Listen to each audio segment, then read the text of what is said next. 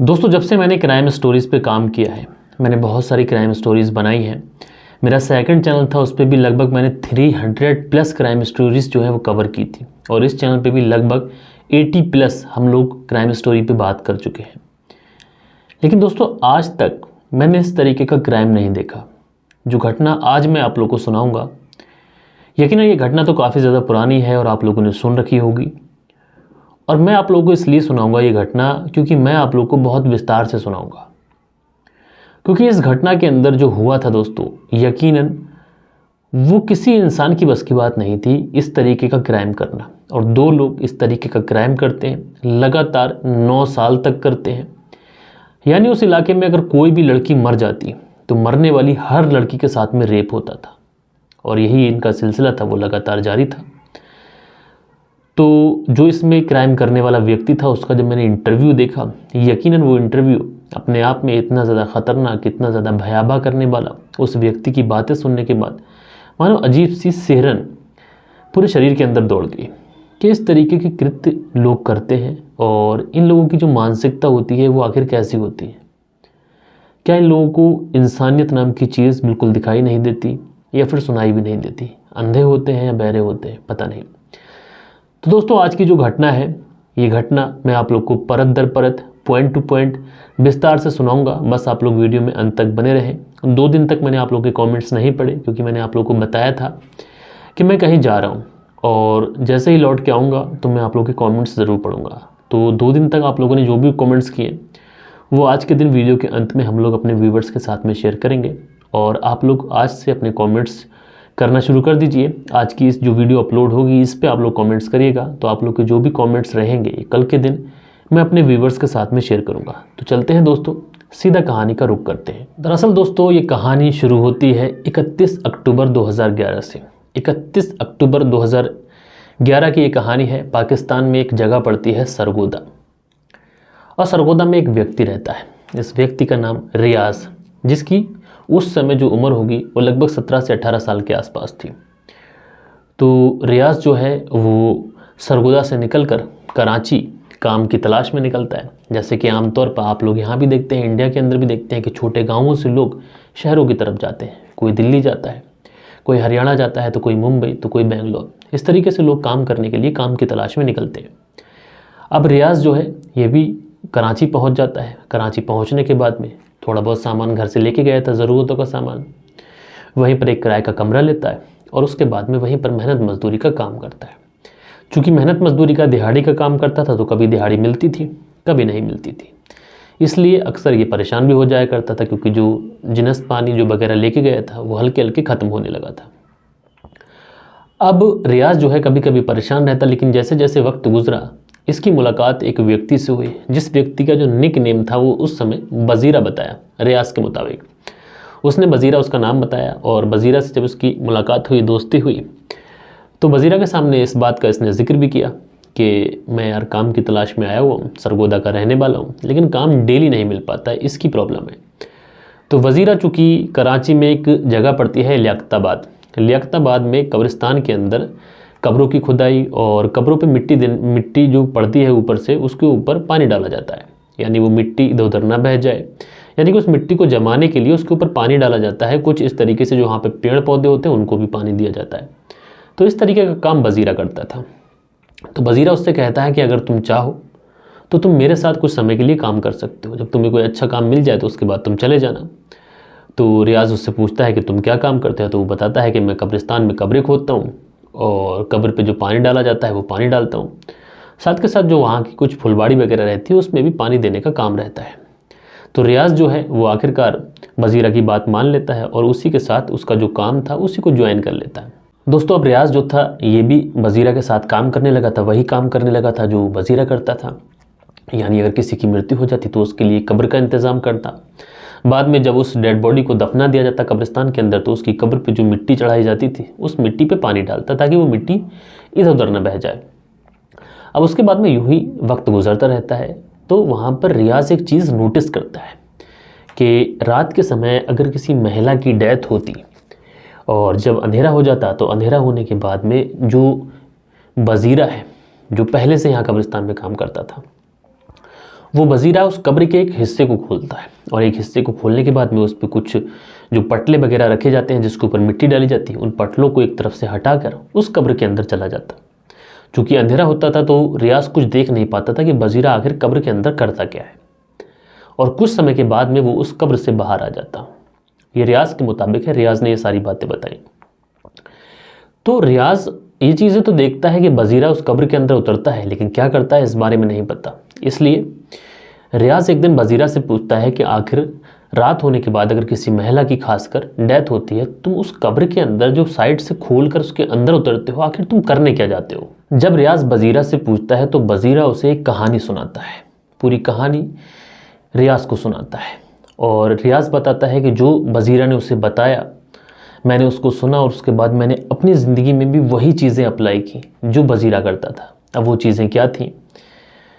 दरअसल पूछताछ में ये पता चला कि जो रियाज है और इसका जो दोस्त बजीरा, जो पहले से ही कब्रिस्तान के अंदर काम करा करता था, तो अमूमन जब उस शहर के अंदर कराची या फिर कराची के आसपास किसी की भी डेथ होती थी तो इन लोगों को चाहिए था कि मुर्दा जो है वो कब्रिस्तान के अंदर असर के समय लाया जाए। असर का समय वो होता है लगभग 4 बजे से 4:30 बजे के बीच में एक अजान होती है, तो वही नमाज का टाइम होता है, उसको असर का बोलते हैं। उसके बाद में एक अजान होती है जब दिन मुझ जाता है, यानी सूरज छिप जाता है, उसके बाद मगरिब की अजान होती है। तो ये 2 अजानों के बीच में अगर किसी मुर्दे को दफनाया जाए तब इनके काम का होता था। अब काम का क्या? तो देखो, सबसे पहले ये देखते थे कि जो मुर्दा है ये किसी लेडीज़ का है या फिर किसी मर्द का है, यानी किसी महिला का या पुरुष का। अब ये इसकी पहचान कैसे करते थे? पहचान ऐसे करते थे कि पाकिस्तान के अंदर ये रिवाज है, खासकर कराची और उसके सटे हुए इलाकों में, कि अगर किसी महिला की मौत होती थी और कब्रिस्तान में उसको जब दफनाया जाता था तो उसकी कब्र के ऊपर एक कपड़ा टाइप का डाल देते हैं वो लोग, जिसको पर्दा नुमा या फिर जो वहाँ का रिवाज हो उसके हिसाब से। तो ये लोग पहचान लिया करते थे कि जो महिला है उसकी कब्र पर कपड़ा पड़ा हुआ है, यानी कि ये महिला है। और एक शर्त ये भी थी कि वो जो डेड बॉडी है वो असर के बाद दफनाई गई हो, क्योंकि 1 से 2 घंटे का समय उस समय रहता है। यानी कोई अगर दफनाने के लिए आता है किसी भी महिला या फिर पुरुष को तो लगभग 1 से 1.5 घंटे का समय कब्रिस्तान के अंदर लगता है। उसके जस्ट बाद जो मगरिब वाली अजान होती है, शाम वाली, वो हो जाती है, यानी उसके बाद सिर्फ अंधेरा हो जाता है। तो इस तरीके से ये लोग पहचान लिया करते थे कि किसी पुरुष की लाश है या फिर किसी महिला की लाश है। और महिला की लाश जब होती थी तो इन दोनों की बाँछें खिल जाया करती थी, यानी ये दोनों अंदर ही अंदर काफ़ी ज़्यादा खुश भी हो जाया करते थे। दरअसल किसी भी महिला को जब लोग दफना के चला जाया करते थे तो उस समय जो वज़ीरा और रियाज थे, तो इसमें से जो वज़ीरा था, ये वज़ीरा उस कब्र के पास जाता जिस कब्र को अभी अभी ताज़ा बनाया गया था, उसके अंदर किसी महिला को दफन किया गया था। तो जो वज़ीरा है उस कब्र के पास जाता था और उसके पैरों की साइड से ये जो स्लैब वगैरह होते हैं, यानी कई जगहों पर हमारे हिंदुस्तान के अंदर, भारत के अंदर ये चलन है कि लकड़ी के पटले नुमा होते हैं, तख्ते नुमा, जिनको कब्रिस्तान में कब्र के ऊपर रखा जाता है। इस तरीके की आप वीडियोस भी देख सकते हैं सोशल मीडिया के ऊपर। लेकिन पाकिस्तान के अंदर ये रिवाज है कि वहाँ पर पत्थर के स्लैब डाले जाते हैं पीसेस में।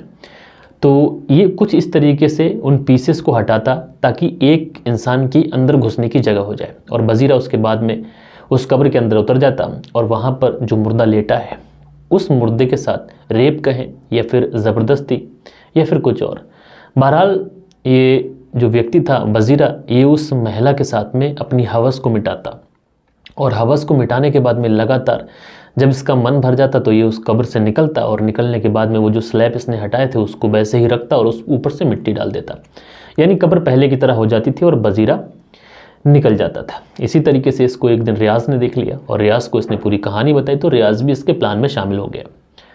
अब उसके बाद में जैसे जैसे वक्त गुजरता है, ये लोग ये काम तो कर ही रहे थे, लेकिन इसी बीच में जो वज़ीरा था, जो पहले से कब्रिस्तानों के अंदर काम करता था, उसकी अचानक से डेथ हो जाती है।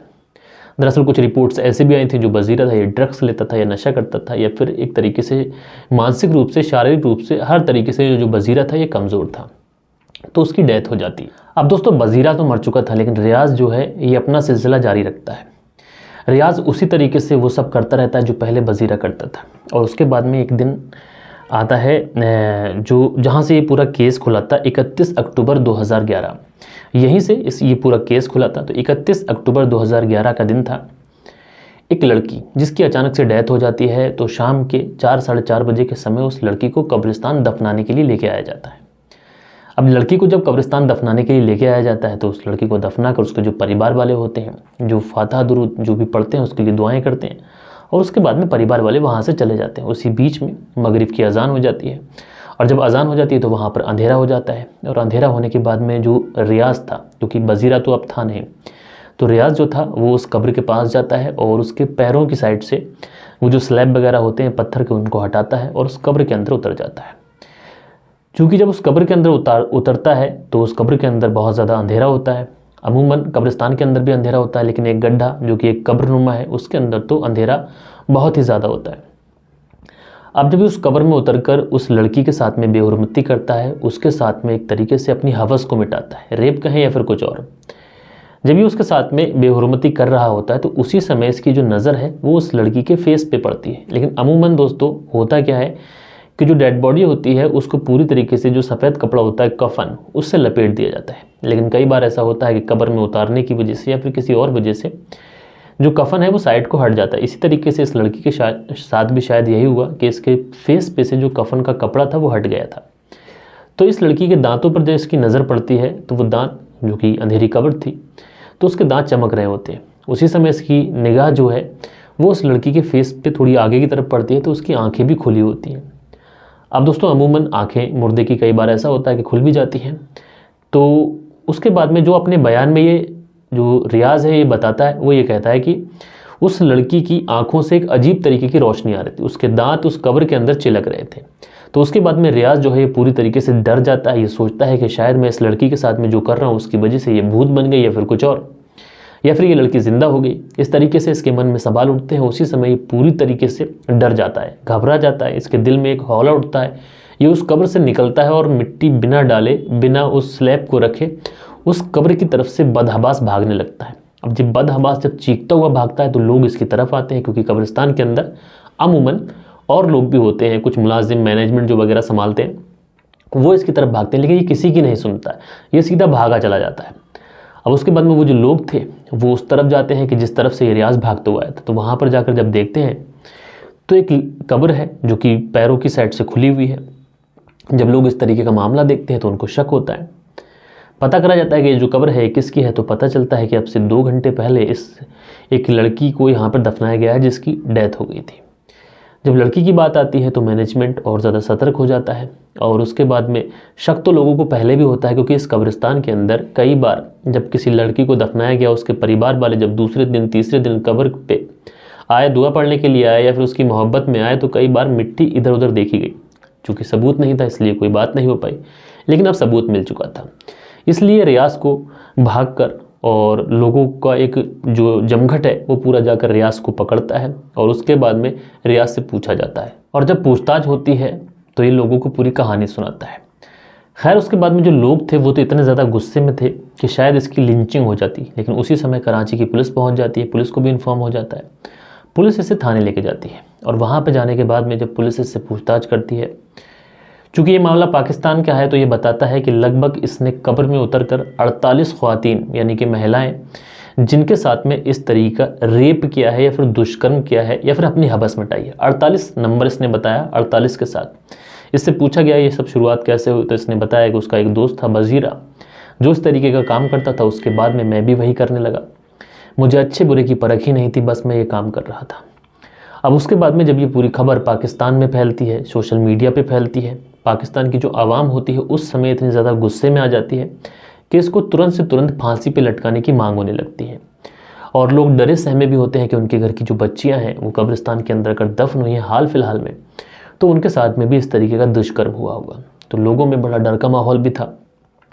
अब चूँकि एकदम तो किसी को फांसी पे नहीं लटकाया जा सकता, क्योंकि कानून है। कानून पहले इन्वेस्टिगेशन करेगा, छानबीन करेगा, उसके बाद में अगर ये दोषी होगा तो उसके बाद सज़ा दी जाएगी। अब उसके बाद में दोस्तों वहाँ की जो पुलिस होती है ये रियाज को अपने साथ लेती है और अपने साथ लेने के पास में पहुँच जाती है कब्रिस्तान। अब दोस्तों उस समय इसने जो टाइम पीरियड बताया था कि इस समय में इसने महिलाओं के साथ में जो वहाँ पर मरने वाली लड़कियाँ या फिर औरतें थीं उनके साथ में दुष्कर्म किया था, तो वो जो सारी फैमिलीज़ थीं वो एक तरीके से सदमे में थी।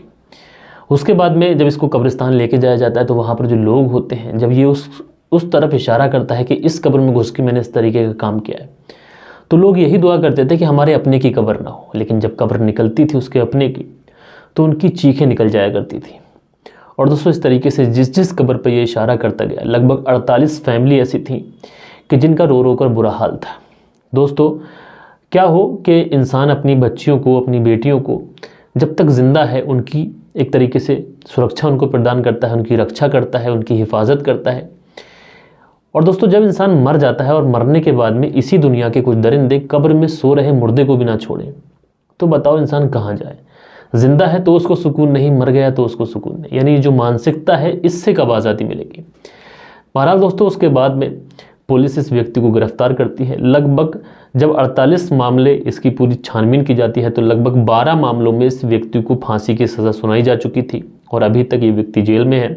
अभी इसका क्या हुआ इस बारे में कोई भी ऐसी खबर नहीं है, लेकिन फ़िलहाल 12 मामलों में इसको फांसी की सज़ा सुनाई जा चुकी थी। दोस्तों ये जो मानसिकता थी इसकी, इसको सुनने के बाद कहीं ना कहीं मैं भी इस कहानी को अब आगे सुना नहीं पा रहा हूँ, क्योंकि मैंने जब इसको पढ़ा, पूरी तरीके से देखा, तो कहीं ना कहीं मेरे अंदर भी एक जो जिस्म है मेरा, उसके अंदर भी एक सिरहन सी दौड़ गई कि आखिर इस तरीके की मानसिकता कि कब्र में सो रहे मुर्दे के साथ में भी इस तरीके का दुष्कर्म, और एक दो नहीं लगभग 48 महिलाओं के साथ में। बहरहाल दोस्तों आप लोग इस पूरी कहानी के बारे में क्या कहना चाहते हैं आप लोग कमेंट्स बॉक्स में ज़रूर बताइएगा। और जो कुछ कमेंट्स हैं अब मैं उन लोगों के कमेंट्स पढ़ लेता हूं जिन लोगों ने भी कमेंट्स किए थे। तो दोस्तों सबसे पहली बात तो ये कि आप लोगों का जो प्यार बन रहा है इससे बहुत ज़्यादा खुशी हो रही है, दिल से खुशी हो रही है कि आप लोग अच्छे से आते हैं और हमारे चैनल पे कमेंट्स भी करते हैं। तो चलते हैं अब सीधा सीधा हम लोग कमेंट्स ही पढ़ लेते हैं। तो कमेंट्स में अगर हम लोग बात करें तो यहाँ पे कुछ कमेंट्स हैं। यहाँ पे गुड माही करके है, 29 मिनट पहले इन्होंने कमेंट किया है, perfect YouTube channel for crime news. तो भाई आपका बहुत बहुत धन्यवाद। उसके बाद में जो अगला कमेंट्स है यूज़र XY5 करके है और ये लिखते हैं, सर जी मेरा नाम रज़ाक है और मेरा दोस्त देव कुमार है, उसकी तबीयत ख़राब है, वो जल्दी ठीक हो जाए, आप दुआ करिए। देव कुमार ने ही मुझे आपका चैनल बताया था और आपका जो चैनल है काफ़ी अच्छा है। तो भाई रज़ाक जी, आपका जो दोस्त है देव कुमार जी, मेरी तरफ से और मेरे व्यूवर्स की तरफ से, मेरी फैमिली की तरफ से यही दुआ है कि वो जल्दी ठीक हो जाए। और उसके बाद में जो अगला कमेंट्स है ये है सोनमी का और ये लिखते हैं that criminal has no right to take anybody life. तो इस तरीके से इन्होंने अपना व्यू दिया। उसके बाद में कल्याणुबी हैं और ये लिखते हैं very nice story, I am Iqbal Kalyan Moga Punjab से। तो इकबाल कल्याण जो कि मोगा पंजाब से हमारी कहानी देखते हैं। उसके बाद में जो अगला कमेंट से है, नमस्कार भाई साहब जी, जो कहानी है ये आपकी काफ़ी अच्छी है और जिगरू दिया साहेब लोदा झुंझुनू राजस्थान से हमारी कहानी सुनते हैं। तो भाई आपका बहुत बहुत धन्यवाद। उसके बाद में राम राम जी भाई साहब जी, गुरुदयाल सिंह बलोदा झुंझुनू राजस्थान चिड़बा से। तो भाई आपका बहुत बहुत धन्यवाद। उसके बाद में जो अगला कमेंट्स है, सर मैं आपकी 4 दिन से वीडियो देख रहा हूँ, ज़्यादा करके उस्मान सैफी साहब की वीडियो देखा करता था, लेकिन उनकी वीडियो देखते देखते एक बार नीचे आपका वीडियो आ गया, तो आपका जो वीडियो देखा ये काफ़ी ज़्यादा अच्छा लगा। तो भाई आपका बहुत बहुत धन्यवाद कहना चाहूँगा। उसके बाद में अमनदीप मॉल है और ये लिखते हैं, अरे भाई आपके पास ओनली सेक्स स्टोरी होती है क्या?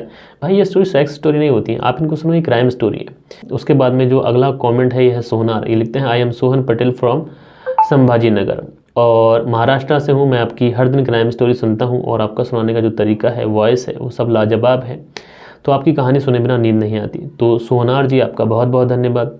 उसके बाद में सैयद नाज अहमद हैं, लिखते हैं always right and fast information Niaz Dubai. तो भाई आपका बहुत बहुत धन्यवाद। उसके बाद में जो अगला कमेंट से है कमल सैनी का है, लिखते हैं हैप्पी दशहरा भाई, थैंक्स मेरे भाई के लिए दुआ करने के लिए, आप भी जल्दी ठीक हो जाओ उसके लिए। तो भाई आपका बहुत बहुत धन्यवाद। उसके बाद में जो अगला कमेंट से है ये लिखते हैं मैं भूपेश कुमार कोरी बहेड़ी मुजफ्फरनगर से। तो भाई आपका बहुत बहुत धन्यवाद। उसके बाद में जो अगला कमेंट है अनुज गोदारा है, लिखते हैं सर आपकी कहानी बहुत अच्छी लगती है और आप बहुत अच्छे तरीके से कहानी सुनाते हो, गुड नाइट। तो भाई आपका बहुत बहुत धन्यवाद। उसके बाद में नासिर पठान जी हैं, ये लिखते हैं सभी भाइयों को दशहरा की मुबारकबाद। तो भाई मेरी तरफ से भी आप सभी लोगों को दशहरा की बहुत बहुत बधाई हो। उसके बाद में जो अगला कमेंट है सोनू सुनील त्यागी, लिखते हैं भाई बहन को समझाना, रेणु सुनील त्यागी सियाना बुलंदशहर से हमारी कहानी देखते हैं। तो भाई आपका बहुत बहुत धन्यवाद। और दोस्तों बहुत सारे ऐसे कमेंट्स हैं जो रह जाएंगे क्योंकि 2 दिन से मैंने कमेंट्स नहीं पढ़े, लेकिन आज के बाद से जो आप लोग लेटेस्ट वीडियो, जो आज का वीडियो हमारा अपलोड होगा, उस पर जो भी कमेंट्स करेंगे कल के दिन सारे पढ़ूंगा। उसके बाद में मेरा नाम मोहम्मद आसिफ है और आप बहुत अच्छी कहानी सुनाते हैं, आपकी कहानी बहुत अच्छी लगती है, ऐसे ही सुनाते रहो, आगे बढ़ते रहो। तो भाई आपका बहुत बहुत धन्यवाद। उसके बाद में जो अगला कमेंट्स है अमित शाह का, लिखते हैं भाई एक बात तो फिक्स है, अगर एजुकेशन और एग्जीक्यूशन बराबर हो तो इंसान कुछ भी बदल सकता है, सिर्फ प्रेजेंट एंड फ्यूचर, पास्ट किसका भी बाप नहीं बदल सकता। सही बात है भाई। उसके बाद में जो अगला कमेंट्स है ये लिखते हैं माशाल्लाह बिग लाइक, इनका नाम है अबू जाहिन, और लिखते हैं what an awesome presentation, I wonder how nicely you have explain crime story in your share pleasure. तो ये हमारी तारीफ़ करते हुए लिखते हैं कि आपकी जो कहानी है इसके लिए मैं बहुत बड़ा लाइक देता हूँ और आप जिस तरीके से सुनाते हैं ये काफ़ी अच्छा तरीका है। तो भाई अबूज़र जी, आप अबू जाहिन जी, आपका बहुत बहुत धन्यवाद कहना चाहूँगा। उसके बाद में असलम खान है, लिखते हैं भाई जी कलयुग है और इसमें इस तरीके की क्राइम जो है हो रहे लगातार। उसके बाद में जो अगला कमेंट से ये है हाय सर, आपका स्टोरी नरेटिंग बहुत ही अच्छा है और आप मेरा नाम नहीं लेते हो। तो इनका नाम है कपिश राय। कई बार मैंने आपका नाम लिया है, मैं भूला नहीं हूँ आपको, मेरे सारे व्यूवर्स मुझे याद हैं।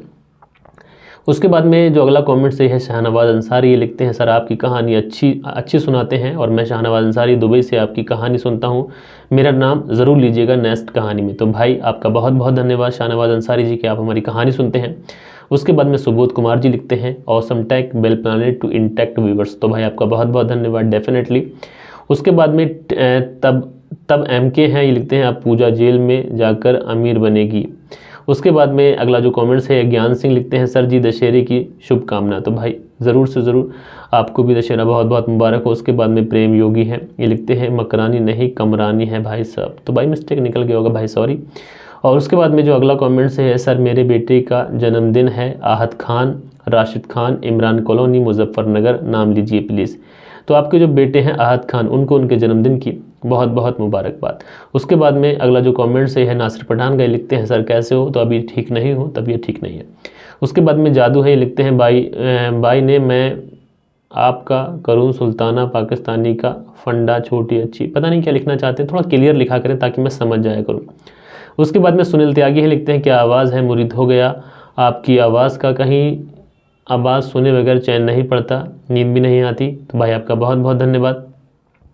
उसके बाद में अगला जो कमेंट्स है यूज़र करके आईडी है, लिखते हैं मैं किशनगंज पटना बिहार से हूँ, नयाज़ आलम। तो नयाज़ आलम जी आपका बहुत बहुत धन्यवाद।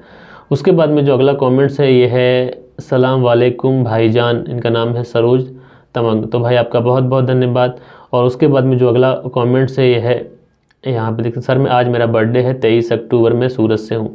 तो इनका नाम है अभिमन्यु पांडे। अभिमन्यु पांडे जी 23 अक्टूबर को आपका जन्मदिन, तो आपको आपके जन्मदिन की बहुत ढेर सारी बधाइयाँ। लेकिन मैं लेट हो गया क्योंकि कहानी आप सभी लोगों को पता है मैं एडवांस में बना के गया था तो कमेंट्स नहीं पढ़ पाया, उसके लिए माफ़ी चाहूँगा।